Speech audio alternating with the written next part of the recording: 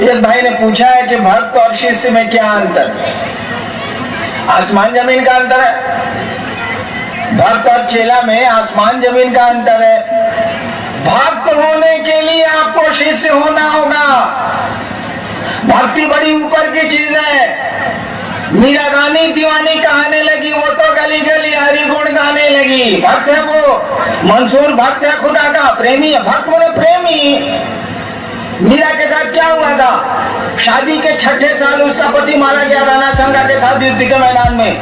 पिता भी उसके मारे गए। बाद में उसका देवर राजा बना, वो भी लड़ाई में मारा गया।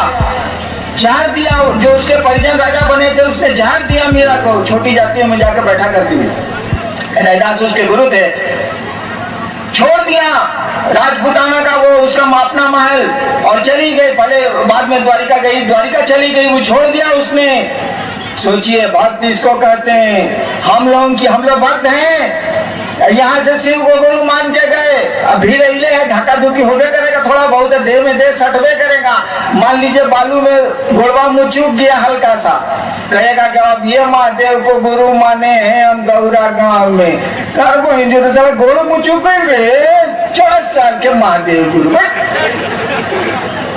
यहाँ मीरा जहर पीती है, सुकरात जहर पीता है, ईसा सूली पे चढ़ता है, मंसूर तत्व होता है। ये भक्त है, इसको प्रेमी कहते हैं, इसको भक्ति कहते हैं। इस भक्त को ऐसा भक्त होने के लिए आपको गुरु के पास जाना होगा, सही गुरु के पास जाना होगा, शिष्य होना होगा। और इसीलिए हमने तो पढ़ा नहीं है लेकिन सुना है, रामचरितमानस में लिखा है तुलसीदास जी ने, बिन युक्ति भक्ति न हुई। बिन युक्ति, बिना टेक्निक के, बिना लीवर के, बिन युक्ति भक्ति न हुई।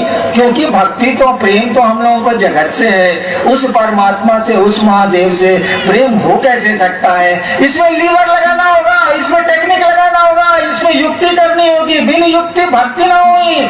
और लीवर तो गुरु के पास है, तकनीक तो गुरु के पास है, सूत्र तो गुरु के पास है, सब कुछ तो गुरु के पास है। शिष्य और भक्त में बहुत ज्यादा का अंतर होता है। शिष्य तो शिष्य है, शिष्य तो अभी सीख रहा है, सीखने वाले को शिष्य बोलते हैं। संस्कृत में वैसे अनुशासन में मानने वाले को शिष्य बोलते हैं। शिष्य शब्द जो बना है ना, वो शस धातु से बना है। शिष्य शब्द जो बना है संस्कृत में, वो शस धातु से बना है। उसी शस धातु से बना है शासन, उसी शस धातु से बना है प्रशासन, उसी शस धातु से बना है अनुशासन।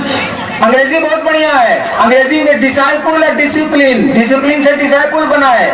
डिसाइपल बने चेला, डिसिप्लिन से डिसाइपल बन गया। अंग्रेजी ठीक है, अंग्रेजी में अनुशासन से बन गया शिष्य। जो अनुशासित नहीं है वो शिष्य हो ही नहीं सकता है। और संस्कृत में भी है शस धातु, उसी से शासन है, उसी से अनुशासन है, उसी से प्रशासन है, उसी से बना है शिष्य। शिष्य का मानी होता है जो गुरु के अनुशासन में रहे, जो गुरु कहते हैं वो करे, तभी वो शिष्य है।